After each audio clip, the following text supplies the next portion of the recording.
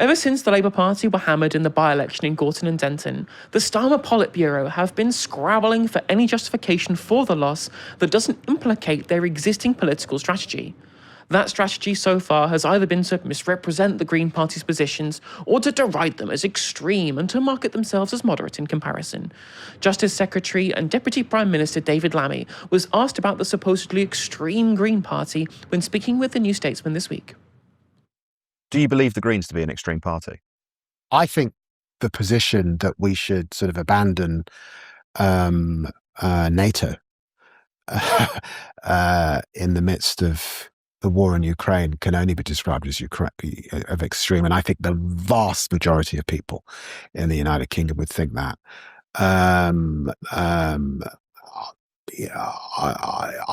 There are Green councils that have blocked council housing. That is not progressive in my understanding of progressive. A kind of NIMBYism that creeps in. That is absolutely not where my voters are in Tottenham and their needs, where we've got some of the highest overcrowding and people waiting for council houses possible. So yes, I do see elements of course there are, I don't want to disparage, there are parts of the Green agenda in relation to the environment that I would want to associate myself with, and the Labour Party is proud of its record in relation to the environment and our fight against climate. But I think there are areas in which they depart. And but look, the electorate will make that assessment. It's up to us also to point those things out to the electorate so that they're clear on the distinction. Okay, to start with, the Green Party members who set policy voted to change the Green Party's stance on NATO in 2023 to support attempting to reform NATO from within rather than explicitly backing NATO withdrawal, which was the previous position. This question has been put to Green Party leader Zach Polanski many times, and he continues to respond that the party does not back NATO withdrawal immediately for the reasons Lammy states regarding Ukraine. But what the Green Party also supports is seeking alternative defence arrangements should NATO be unable to be reformed, which is why Polanski has also championed the idea of working closer with Europe rather than with Donald Trump.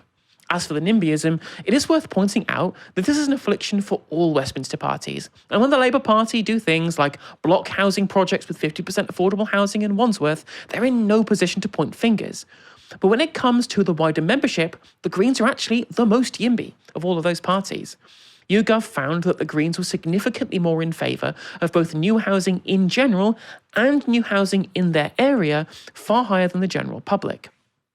These are very similar attacks on the Greens, so that Labour threw at them in the by-election, which didn't work then, and the Greens since have overtaken Labour with YouGov in the polls. In that interview, David Lammy was subsequently asked if he was worried about the fact that these polls show him losing his Tottenham seat in 2029. I can 100% tell you, knowing my seat as I do, that there is no prospect of the Greens taking my constituency. Absolutely none at all. I've represented Tottenham for 26 years. I've heard about Tottenham over that period, the voters going off to the far left. It's never, ever happened.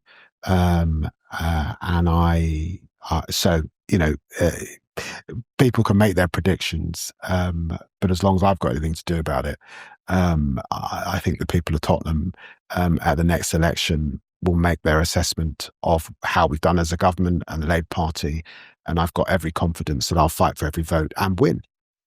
Clipped and shipped, chat. Clipped and shipped. Bookmark this for the future, because I feel like, my personal opinion, Lammy's going to be left with a pretty red face in 2029. Again, if the polls continue as they are, then it looks like plenty more seats other than David Lammy's will be lost.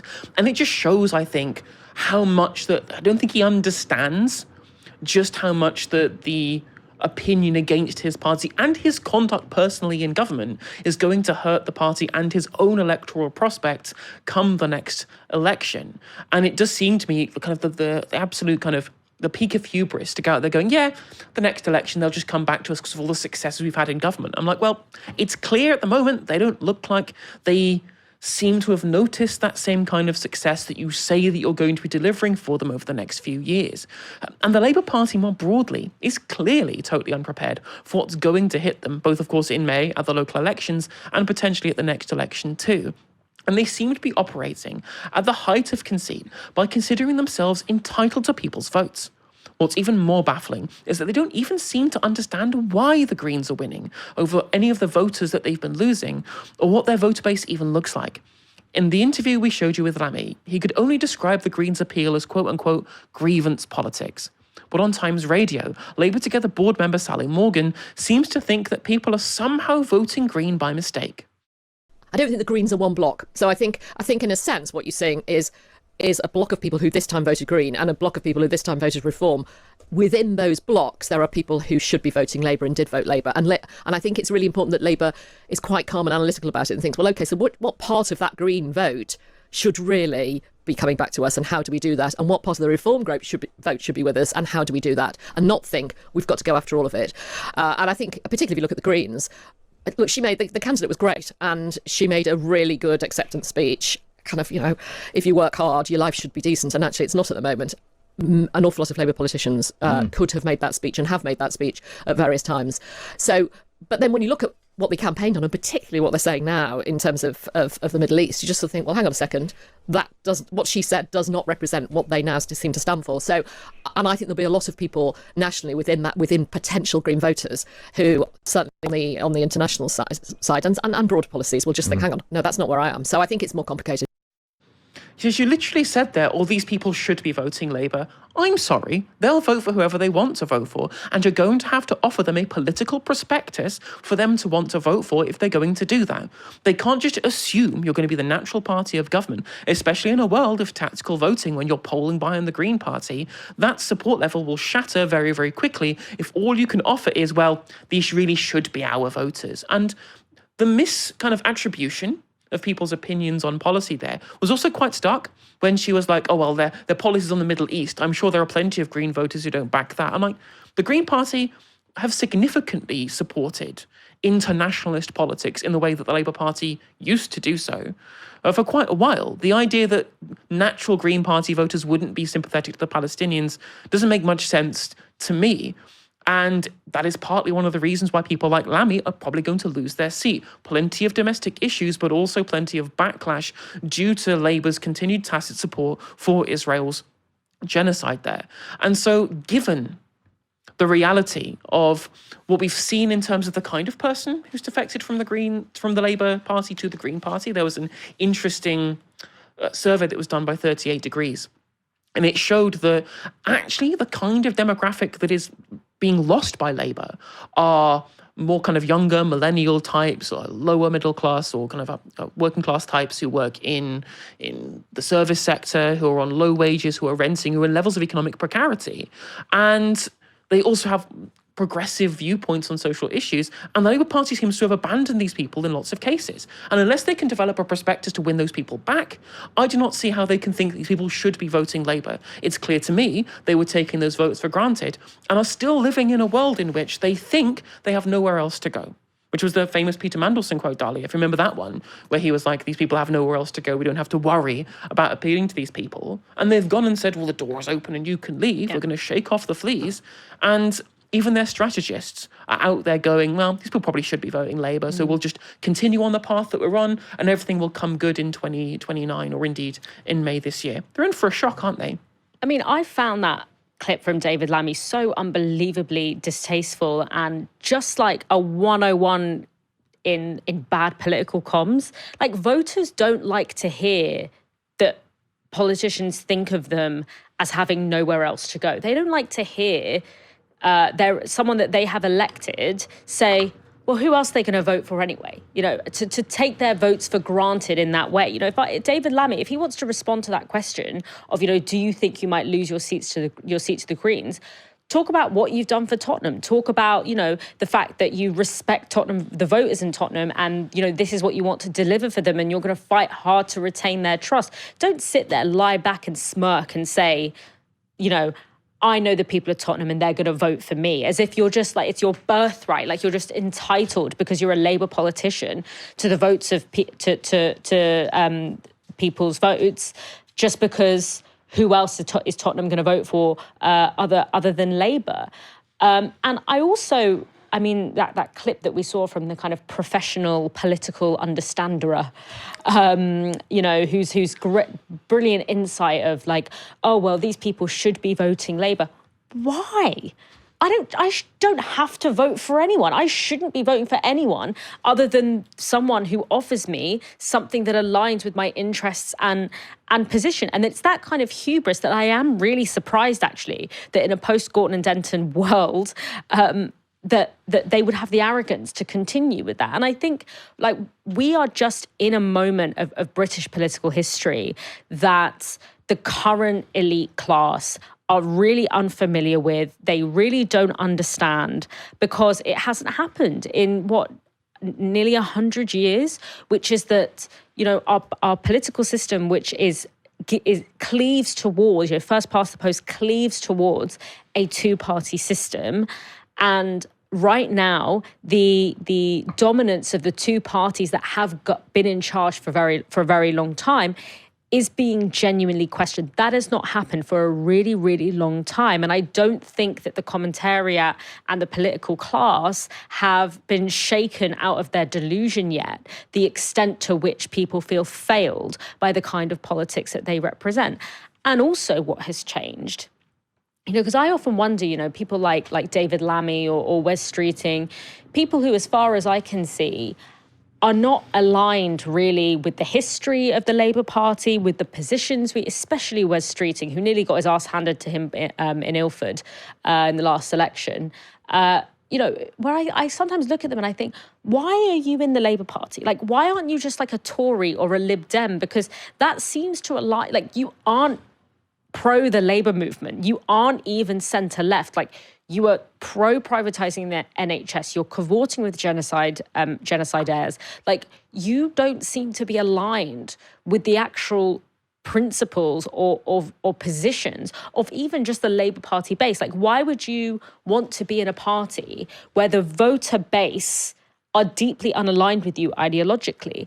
And a big part of that reason is the first past the post in the two-party system. Because if you live in Tottenham or you live in Ilford and you have political ambitions and you want to have a political career, a lot of the time you are living in a one-party constituency. And so you have no choice but to build that political career within the party that dominates your constituency, which in the case of someone like Lammy is the Labour Party. And so whether or not you are actually aligned with the values of the Labour Party is somewhat irrelevant to whether or not you get involved, because you're motivated by the fact that you have ambitions to become a politician. And this is the only vehicle in town where you live.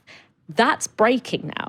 After Gorton and Denton, that has broken, because not only was Gorton and Denton taken from the Labour Party, but it was taken relatively easily, in the sense that, Gorton and Denton was right at the bottom. I can't remember what Zach Polanski said, but it's like 100 and something in terms of the Green Party's order of priority when it comes to their target seats. And it gives this sense that there are no single party seats anymore in this particular moment in British political history. Now, I will caveat that with saying that I don't think it will be as easy now, because I think, with Gorton and Denton, I don't think that the Labour Party were even paying attention to what the Greens were doing. They found it laughable that the Greens could win that seat. They were looking much more at what Reform was doing.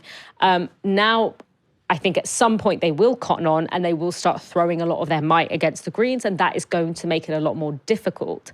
But I'm surprised that it seems like that penny hasn't dropped yet, because for me, Gorton and Denton, was a groundbreaking moment that really signalled that, not that the two-party political system was changing, but that who those two parties were is suddenly contested in a way it hasn't been in about 100 years. I think I agree. It was an interesting moment. I was watching one of the Times podcasts, which had one of their political correspondents, Patrick Maguire, on it, and he was pretty outright saying the result in Gorton and Denton could signal the heat death of the Labour Party. Like, if they don't find a way of recouping what they've lost by offering these voters something, they will lose them forever.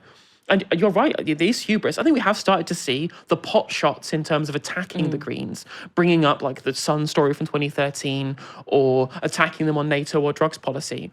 rather than offering a better way in their minds of offering the voters the positive policies that the Greens are offering, that it's clear that those voters care about. People do like the idea of rent controls. People do like the idea of wealth tax. They do want to see critical industries and public services in public hands. They don't want to see these things privatized. They don't want the water companies to get away scot-free and be kind of sort of managed by a toothless regulator. No, they want it in-house. These are all very popular policies. And the fact that David Lammy couldn't acknowledge those policies and say, well, it sounds good, but we have this better and more achievable alternative, which I would disagree with, but at least that would be a way of trying to win people over. And respecting that, exactly. The challenge. Respecting the challenge and respecting the voters who have demonstrated through their voting and through their polling that these are the policies that they would love the Labour Party to represent. Because it's a big risk to vote for the Greens in places where the Greens have never won. You know, your vote is very precious and like it is a risk. And I'm sure a lot of people, you know, if they had a Labour Party that they could genuinely believe would offer that change, they would want to continue voting Labour because, you know, you have a sense that Labour has won a lot before. I'm not going to accidentally let the Tories in or accidentally let Reform in. It's you who cocked it up. It's not the voter. It's you that is the problem. Exactly. They're doing that thing that they always said that they would never do during the Corbyn years, which is blame voters. They are not trying to engage with the reasons why people voted. They're essentially telling the electorate, you were stupid to vote for these people. They're in their far left grievance politics. You're only doing that because you're frustrated. But when you see our policies, we'll do really well by you and you'll come back to us. I'm like, no, they've seen something else that they like. You need to compete with that. That's how politics is supposed to work.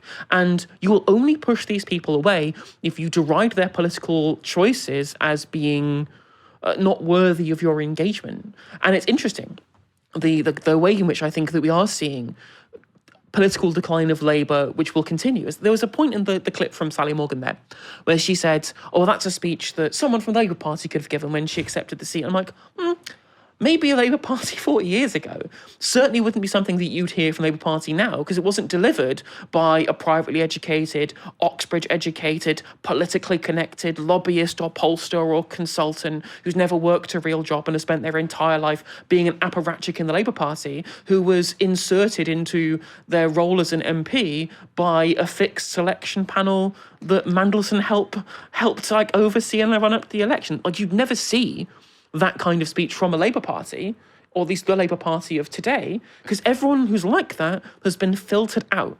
They've been filtered out not just through policy, but through purges and expulsions, and indeed the ones that are still there, God knows why, through being blocked from standing as an MP in the first place. Yeah, and also, I mean, it's kind of lobby journalist brain to think that the reason that Hannah won is because she knows how to give a good speech. I heard it also when Zoran won, and there was a sense of like, oh, it's because he's really good at social media. And then you start seeing people with dog shit politics, you know, doing Zoran-style comms, thinking that that's why Zoran won the mayoral election in the US, in New York, or that, you know, Hannah won because she was just really good at social media and she just is really good at she gives a really good speech. It's like, no, it's because firstly, like, she put in the organising work, you know, the groundwork, same way as Zoran.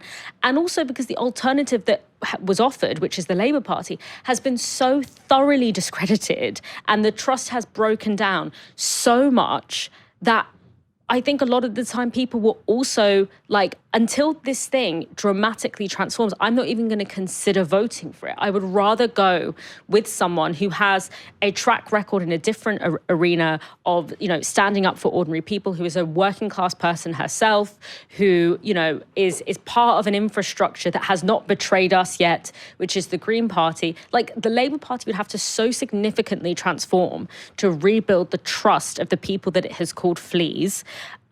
It would have to, if you think that you can replace Keir Starmer with Wes Streeting and that's going to solve the problem, you really are just like singing on the Titanic as the ship that is your party sinks. You know? It's myopic, isn't it? It's incredibly myopic. It's idiotic. And it's, I mean, for me, I'm like, great, you know, the Labour Party have done enough damage, like, let's have something else. But if you're a Labour Party operator who is concerned with the survival of the Labour Party in these areas, I don't know how you're not, you know, fixing up some of that messaging and realizing the depth of transformation that has to happen to rebuild trust. I totally agree.